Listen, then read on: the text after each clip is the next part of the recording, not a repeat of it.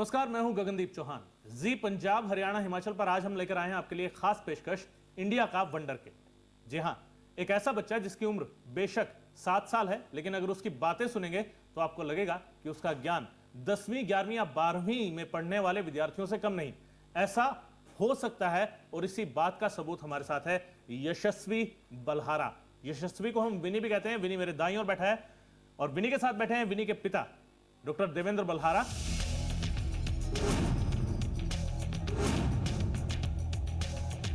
क्या आता है मैथ्स में? मल्टीप्लिकेशन टेबल्स आते हैं? हाँ जी। स्कूल में आपके टीचर आपसे पूछते होंगे टेबल्स। आपको कहाँ तक टेबल्स आते हैं बेटा? मेरे को 100 तक। 100 तक के टेबल्स आते हैं आपको? अच्छा, 34 का टेबल सुनाएंगे आप हमें? 34, hmm 68, hmm 102, hmm 136, right 170, hmm 204, hmm 238, right. Can you multiply 253 by 7? 1771। Very good, that is the correct answer.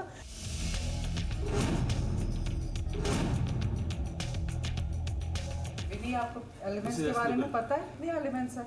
118। 118। और आपको ग्रुप्स के बारे में भी पता है एलिमेंट्स के? कितने ग्रुप्स होते हैं? 18। और periods?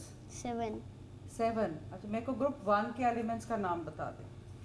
Helium, hydrogen, lithium, sodium, potassium, rubidium, caesium, francium. Very good. क्या होते हैं elements? Hydrogen 17 group. 17 group elements. Very good. मेरे को नाम बताएगा उनका? बताओ। Fluorine, chlorine, bromine, iodine, astatine, ununseptium. Very very good. Okay, एक लास्ट मेरे को बता। अगर एटॉमिक नंबर 13 है एक एलिमेंट का, तो उसकी इलेक्ट्रॉनिक कॉन्फ़िगरेशन क्या होगी? 283। 283। और वो एलिमेंट मेटल होगा, केटाइन बनाएगा कि एनाइन बनाएगा? Cation. Very good. This is done in class 10।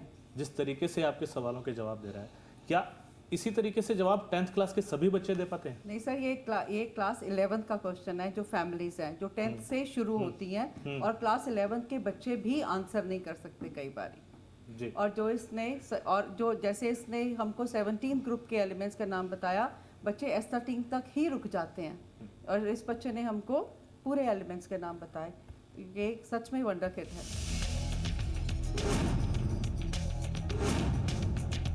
Reflection of light क्या होती है?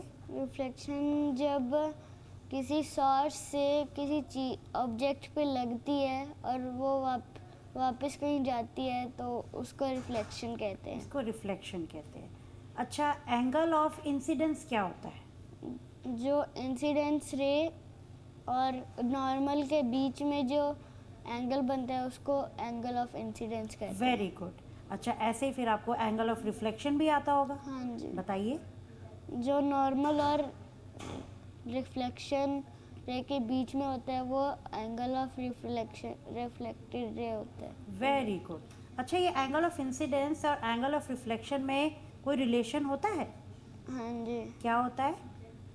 उन दोनों का साइज सेम ही होता है। सेम होता है। Very good.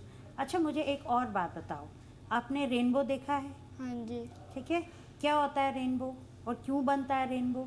रेनबो इसलिए बनता है क्योंकि थोड़ी सी बूंदें जब स्काई में रह जाती है, उनके बीच में से जब सनलाइट जाती है तो वो 7 कलर्स में हो जाती है। 7 कलर्स में हो और जाती है। फिर उसको रेनबो कहते हैं। रेनबो कहते हैं। Very good. अच्छा, उन 7 कलर्स का क्या नाम, कैसे हम बुलाते हैं उसको? Violet, indigo, blue, green, yellow, orange, red. Very good, बहुत अच्छा। ये हम 10th में पढ़ाते हैं बच्चों को कि ये रेनबो कैसे बनता है और क्या होता है ये विबग्योर। ये 2nd क्लास का बच्चा बता रहा है। अमेजिंग। अब आप तीनों ने इससे पहले ऐसा बच्चा कभी देखा? हमारे यहाँ एक ऐसा कल्चर है कि बच्चे टेबल्स याद ही नहीं करते, या उन्हें याद होते होते नहीं हैं। बच्चे अगर 15 इंटू 8 निकालना है तो भी मल्टीप्लाई करके देखते हैं।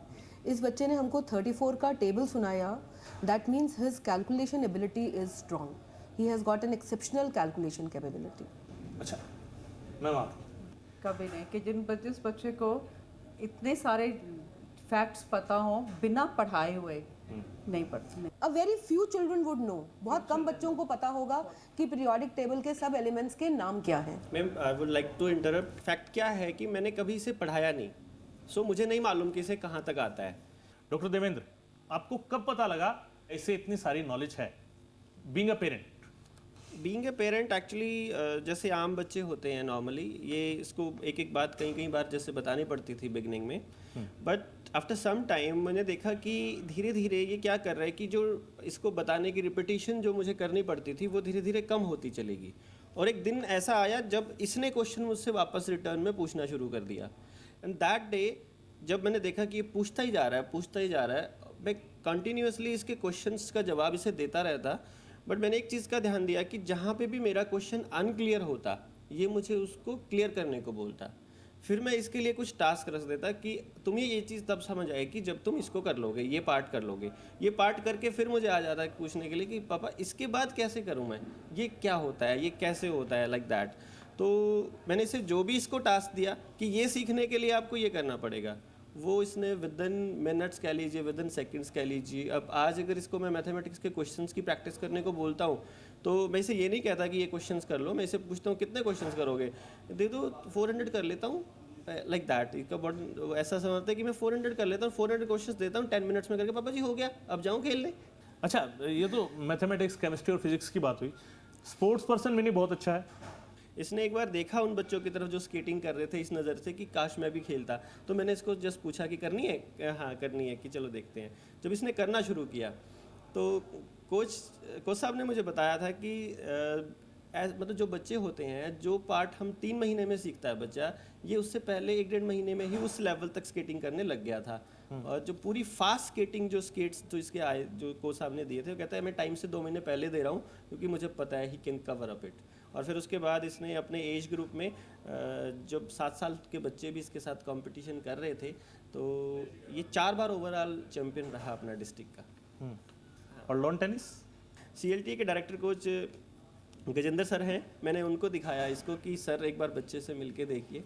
और जैसे ही उन्होंने इसको खेलते हुए देखा, गजेंद्र सर की रिकमेंडेशन क्या थी कि इसको नोवासिस में डाल दो। नोवासिस एक ग्रुप है जो CLT है चंडीगढ़ में, उसमें 10 साल से छोटा बच्चा नहीं है आज तक आया।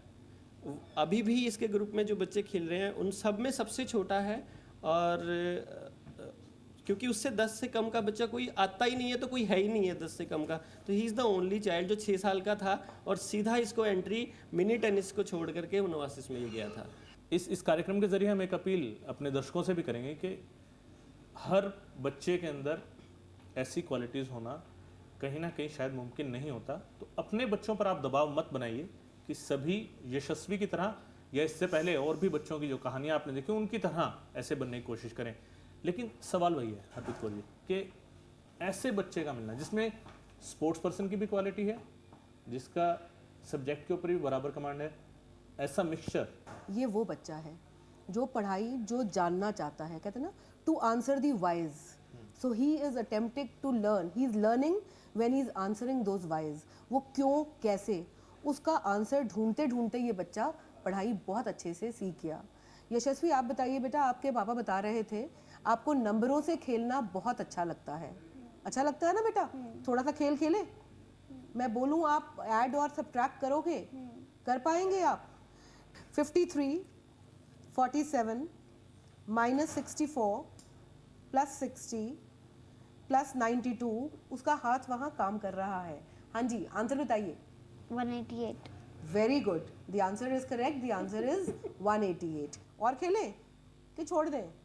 थोड़े नंबर ज़्यादा लूँ और छोटे लूँगी, ज़्यादा लूँगी। 4 1 5 5 7 3 9 4 3 8 8 7 7 8 6 1 3 2 2 6। 99. Very good, the answer is correct, it is 99. Multiply करें टू डिजिट नंबर्स करके देखें. सेकंड के बच्चे के करिकुलम स्कोप से बाहर का क्वेश्चन, थोड़ा सा डिफिकल्ट. दो डिजिट नंबर्स का मल्टीप्लिकेशन. 58 इंटू 45. 2610. Very good, 2610. इस बच्चे में वाकई ही अच्छी कैलकुलेशन एबिलिटीज हैं. क्या होते हैं हाइड्रोकार्बन? हाइड्रोकार्बन्स हाइड्रोजन और कार्बन्स का कॉम्बिनेशन. कंपाउंड्स होते हैं. ओके. और कितने टाइप्स होते हैं हाइड्रोकार्बन्स के? 2. कौन कौन से?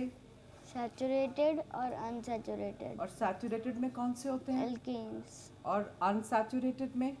एल्कीन्स और एल्काइंस. अगर मैं आपको कार्बन के एटम्स बताऊं तो आप मेरे को बता दोगे कि वो कौन सा हाइड्रोकार्बन है, कितने हाइड्रोजन होंगे उसमें? ओके. अगर मेरे पास 4 कार्बन एटम्स हैं और वो एल्कीन बना रही है, तो कौन सा कंपाउंड होएगा और कितने हाइड्रोजन होंगे? ब्यूटीन होएगा और 8 हाइड्रोजन. Very good. और ये काम एक 10वीं का बच्चा मुश्किल से करता है. कोई high ब्रिलियंट level हो वो question है. तो जो हाई लेवल ये का दिस इज क्वेश्चन है. 10th class knowledge of chemistry is Indeed good. It is really good. Force क्या होता है?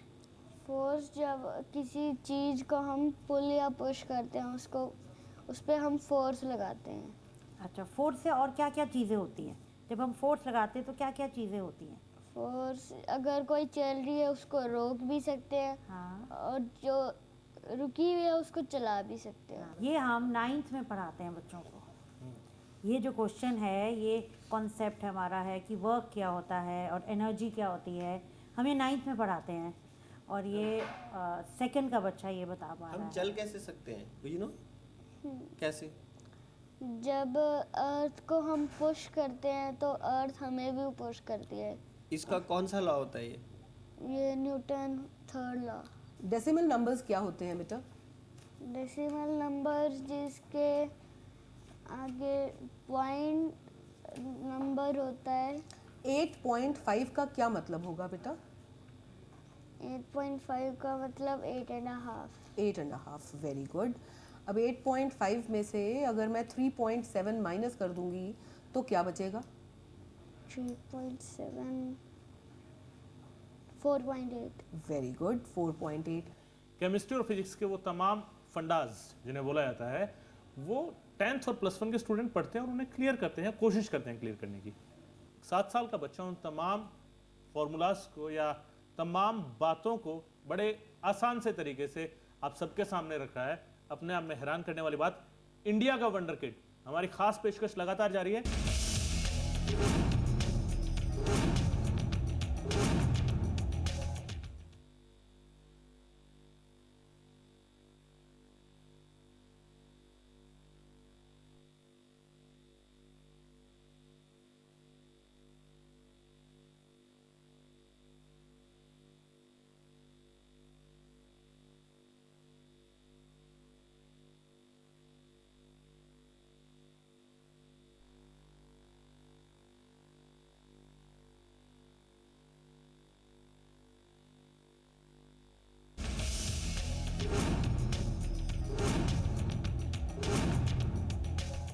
ब्रेक के बाद एक बार फिर से स्वागत करते हैं दर्शकों का. इंडिया का वंडर किड देख रहे हैं आप मेरे साथ. मैं हूं गगनदीप चौहान. जी पंजाब हरियाणा हिमाचल पर हम एक ऐसे बच्चे को आपके सामने लेकर आए हैं जिसकी काबिलियत की अगर बात की जाए तो काबिलियत किसी भी मायने में 10वीं 11वीं या 12वीं क्लास के स्टूडेंट से कम नहीं, जब बात फिजिक्स की हो, जब बात केमिस्ट्री की हो, जब बात मैथमेटिक्स की हो. इस हिस्से में हम बातचीत करेंगे कि बाकी माता पिता जो इस वक्त इस कार्यक्रम को देख रहे हैं वो अपने बच्चे को कैसे यशस्वी जैसा बना सकते हैं.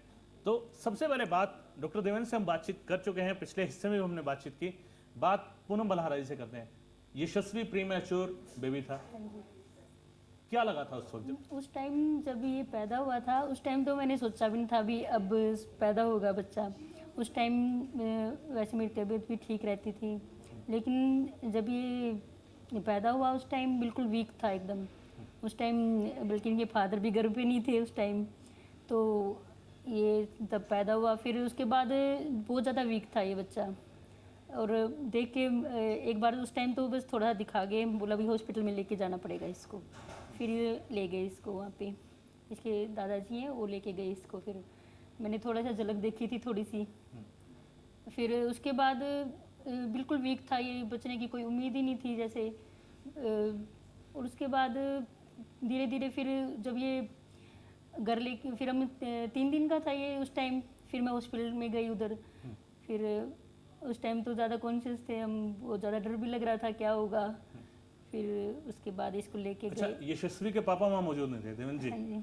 डॉक्टर ने बोला था कि ऐसे बच्चे बहुत कम बचते हैं एंड 2-3 महीना इसे इंक्यूबेटर में रखना पड़ेगा कि इन्फेक्शन हो जाएगा। एंड इसके लंग्स में इन्फेक्शन है, ये नहीं सांस नहीं ले पा रहा था ठीक से। और देखकर लगता भी नहीं था कि मतलब कुछ उम्मीद से हमें थोड़ा कम थी।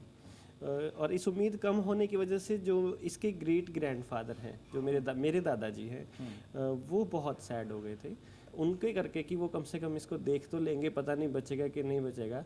वी ब्रिंग हिम होम, घर ले आए and with the God grace he is with us. Doctor Grewal हमारे साथ मौजूद हैं। डॉक्टर ग्रेवाल, ये मैं आज एक ऐसा केस देख रही हूँ कि प्रीमेच्योर बच्चा, ज़्यादातर पेरेंट्स उसके आगे सोचते नहीं है। वो सोचते हैं जी बस कहानी ख़त्म है, अब तो ये बच्चा ढीला ही चलेगा, क्योंकि माना जाता है कि जो बच्चा थोड़ा बिफोर टाइम पैदा हुआ है वो थोड़ा वीक रहेगा। लेकिन ये भी है कि अगर उसी बच्चे पे मेहनत की जाए तो वो जो बाकी बच्चे हैं उनके लेवल पे उससे पहुँचाया जा सकता है। लेकिन ये एक ऐसा केस है कि जहाँ पे माँ बाप में इतना विश्वास था और इतनी इनमें लगन थी और इतना फेथ था इनमें कि इन्होंने इस बच्चे को किस लेवल पे पहुंचा दिया है। तो इससे बाकी माँ बाप को भी ये सीख लेनी चाहिए कि अगर हम एक बच्चे को एक अच्छा माहौल देते हैं तो बच्चे के लिए कितनी पॉसिबिलिटीज़ है और माँ बाप की जिम्मेवारी कितनी बड़ी है बच्चों की ओर। देवेंद्र जी, वजह क्या थी जब ये लगा कि अब इसके लिए वक्त देना होगा और अब इसे तैयार करना होगा, और उसके लिए कोशिश क्या रही आपकी? देखिए, बिगनिंग में जब मैं इससे बात करता था, किसी भी चीज़ के बारे में बताना होता था, तो इसका स्टेबल सा रिप्लाई होता था। ऐसे नहीं था कि जैसे बच्चे होते हैं कि बात कर रहे हैं कि पापा कहाँ हैं, और वो एकदम से इंडिकेट कर देते हैं कि वो हैं पापा। ऐसे नहीं था। ऐसे पापा कहाँ हैं, पापा कहाँ हैं, पापा कहाँ हैं। And we have to speak. Beginning में तो अराउंड मैनी टाइम्स, मैं क्या कहूँ, मतलब बहुत ज़्यादा बार बोलना पड़ता था बिगनिंग में। बट मैंने जब बातें करता रहा, मैं इससे बोलता ही रहता था जब मैं इससे, तो मैंने ये महसूस किया कि वो जो रिपीटिशन है वो कहीं ना कहीं कम हो रही है। कि पहले मुझे बोलना पड़ता था 70 टाइम्स, अब मुझे बोलना पड़ रहा है 50 टाइम्स, फिर मुझे बोलना पड़ रहा है 30 टाइम्स। तो that means he is improving. And एक टाइम आया जब इसे एक ही बार में समझ आनी शुरू हो गई। And then the time came जब इसने समझ आने की बात दूसरी थी, फिर इसने बताना शुरू किया। लाइक मैं आपको एग्जांपल देता हूँ, मैं काम कर रहा था कंप्यूटर पे, करते करते मैं नीचे जा रहा था, नीचे टक टक डाउन एरो से क्लिक कर रहा था। ये पीछे बैठा अपने उस पर बैठा था, जब ये 3.5 साल का था, 4 साल का। मुझे कहता पापा जी क्या कर रहे हो, मैं कहा यार नीचे जाना। कहता F12 प्रेस कर दो।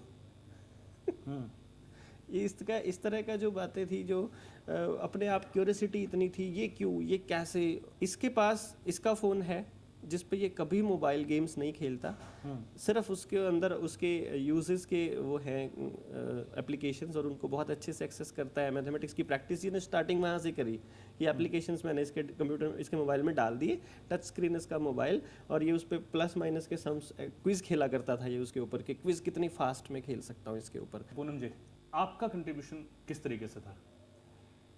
कंट्रीब्यूशन तो हमारी सारी फैमिली का रहा है इसको पालने में भी, क्योंकि ये बहुत सारा, क्योंकि ये फर्स्ट बेबी है हमारी नेक्स्ट जनरेशन में। इसने जो फीड किया वो भी गाय का दूध ही पीता था ये, इसलिए फिर थोड़ा ग्रोथ करना शुरू किया इसने। फिर 6 मंथ तक ये बिल्कुल सही नॉर्मल बच्चों की तरह हो गया था। उसके बाद इम्प्रूव करता गया ये, और अब आपके सामने है ये बेबी।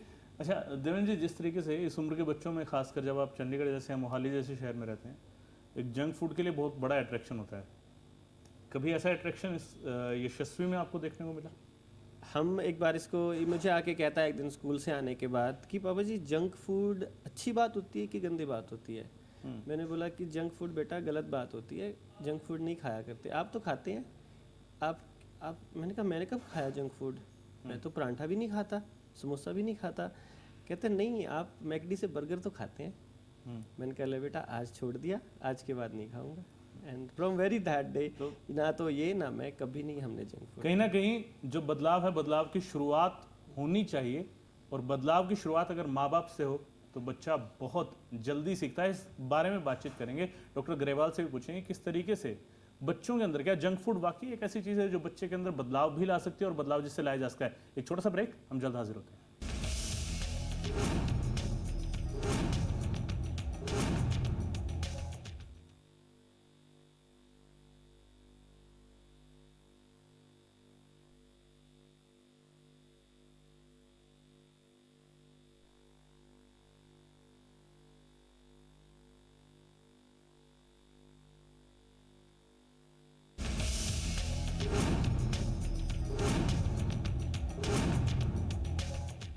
ब्रेक के बाद एक बार फिर से स्वागत करते हैं दर्शकों का। आप देख रहे हैं इंडिया का वंडर किड यशस्वी हमारे साथ मौजूद है, जी पंजाब हरियाणा हिमाचल पर देख रहे हैं आप। डॉक्टर ग्रेवाल, यशस्वी को किस तरीके से आप देखते हैं?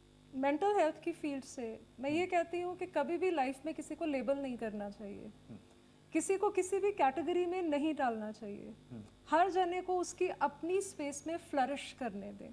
तो मैंने इनसे ये भी पूछा, मैंने कहा आपका बच्चा क्या टीवी पे कार्टून्स नहीं देखता है? उसने कभी बोला नहीं कि मैंने कार्टून्स देखने हैं। तो इन्होंने मुझे बताया कि हम खुद ही नहीं कोई टीवी इतना देखते हैं, हमारे बेडरूम में टीवी नहीं है, हम कोई फालतू कभी ऑन ही नहीं करते हैं टीवी।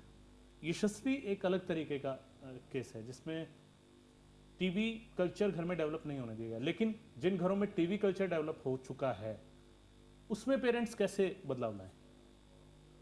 देखिए, बदलाव लाने के लिए जो सबसे बड़ा रोल मॉडल है और जो सबसे बड़ी मेहनत है वो पहले पेरेंट्स को खुद पे करनी पड़ेगी, क्योंकि बच्चों के साथ सारा टाइम या पेरेंट्स डील करते हैं, स्कूल में टीचर्स डील करते हैं, और आगे बच्चों ने कहाँ जाना है, कहाँ आना है, वो फिर पेरेंट्स ने ही डिसाइड करना है। तो जो भी किस्म की कोई दिक्कत परेशानी बच्चे के बिहेवियर में आ रही है, सारा हम उसका जो जिम्मेवारी है वो सारी तो माँ बाप पे नहीं डाल सकते हैं, क्योंकि आज के माहौल में अलग अलग किस्म के अट्रैक्शंस हैं जी। फिर हर घर का माहौल बहुत अलग है। कई बार घरों में ही ढेर सारी प्रॉब्लम्स होती हैं जिनको माँ बाप ही फेस कर रहे होते हैं, तो ऐसे भी कंसर्न्स हैं। लेकिन फिर भी अगर बच्चे में प्रॉब्लम आ जाती है, हमें ये नहीं सोचना चाहिए कि ये अंत है। अगर एक प्रॉब्लम बनी है वो बदल भी सकती है। प्रॉब्लम ओवरनाइट नहीं बनती है, वक्त लगता है, कई साल लगते हैं। उसी तरह अगर माँ बाप थोड़ा पेशेंस रखें, थोड़ा सलाह मशवरा करें, खुद नहीं हल कर पा रहे हैं, प्रोफेशनल के पास जाएं, तो बच्चों का बिहेवियर फिर से एक अच्छे प्रोडक्टिव तरीके का बनाया जा सकता है। पूनम जी, हरियाणा में अक्सर ये देखा जाता है कि माँ के ऊपर सारी जिम्मेदारी है, हाँ जी। पिता जो है वो बिल्कुल फ्री है। आप इस बदलाव को कैसे देखते हैं? ये मैं इनको भी कई बार कहती हूँ कि भाई मैं औरों के जैसे फादर को देखती हूँ, बच्चों उनकी मम्मा को मिलती हूँ, जैसे वो कहती है हमारे वाले तो रिस्पॉन्सिबिलिटी लेते नहीं है सारी। मैंने देखा भी है, खुद भी देखा है, जैसे मैं अपनी सिस्टर के घर गई हूँ, उन्होंने भी उनको भी देखा है ऐसे ट्रीट करते हुए। डॉक्टर देवेंद्र, क्या सेम चीज़ उन तमाम बच्चों पर अप्लाई होती है कहीं ना कहीं जिन्हें उनके माँ बाप या टीचर्स ये कहकर नकार देते हैं कि ये बच्चा लायक नहीं है, ये बच्चा कुछ नहीं कर पाएगा? मेरा विनी मेरा एंजल है एक तरह से। दूसरी बड़ी बात यह है कि मैं ये समझता हूँ कि जब हमने बच्चे को पैदा किया है तो 100% रिस्पॉन्सिबिलिटी हमारी है। हमें ये देखना होगा उस बच्चे के लिए कि क्या सही है क्या गलत है, उसे नहीं मालूम है। और अगर आप 100% रिस्पॉन्सिबिलिटी नहीं लेंगे, मान लीजिए आप 80% रिस्पॉन्सिबिलिटी ले रहे हैं, 20% उसके पार्टनर का हक बनता है लेने का। आप 60 ले पाते हैं, आप 60 कर पाते हैं, तो उसके पार्टनर को बाकी की 40 निभानी चाहिए। दूसरी बात, घर के माहौल और आपके एटीट्यूड का, आपके पेरेंट्स ने आपको कुछ बोल दिया है, आप वापस उनको रिप्लाई कर रहे हैं कि मैं नहीं करता, वैसे नहीं होता है। आप कह रहे हैं ये बात गलत है, झूठ बोलना बहुत गलत बात होती है। फिर थोड़ी सी देर में आप उस झूठ का एक एग्जाम्पल उसके सामने सेट कर देते हैं, तो उसकी एक सेंस जाती है बच्चे के दिमाग में कि यार ये कहने की बातें होती हैं, करने का कुछ और है, बिकॉज मेरे पापा कर रहे हैं वो चीज़, मेरे मदर कर रही है वो चीज़। सो एज यू वांट कि आपका बच्चा ऐसा हो, you will have to be the same kind of person. मैंने इसको पढ़ाया नहीं है, मैंने इसको ये सिखा दिया कि आपको ऐसे पढ़ना चाहिए, आपको ऐसे करना चाहिए, और ये कर रहा है अपने आप से। तो शुरुआत, अगर आप चाहते हैं कि आपका बच्चा भी इंडिया का वंडर किड बने, शुरुआत बीइंग अ पेरेंट, एक माता पिता होने के नाते आपको खुद से करनी होगी, अपने घर से करनी होगी। यशस्वी एक उदाहरण उन माता पिता के लिए जो ये सोच कर बैठ जाते हैं कि हमारा बच्चा कुछ कर नहीं पाएगा, उस बच्चे से कैसे करवाया जा सकता है, कैसे उसमें बदलाव लाया जा सकता है। यशस्वी इस बात का उदाहरण है। हमारी खास पेशकश कैसी लगी आप हमें ईमेल के जरिए बता सकते हैं editorpunjabi@zeenetwork.com पर। तमाम बातचीत के साथ फिलहाल इतना ही, लेकिन इंडिया का वंडर किड ये सफर जारी रहेगा।